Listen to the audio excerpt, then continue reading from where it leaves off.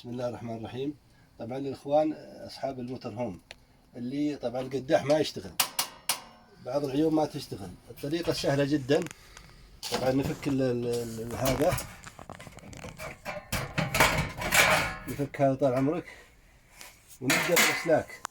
شفت الكهرب حقت القداح تنزل في الارض، فقمت طال عمرك وفتحت الاسلاك هذه وغريتها لزقت عليها شطرطون،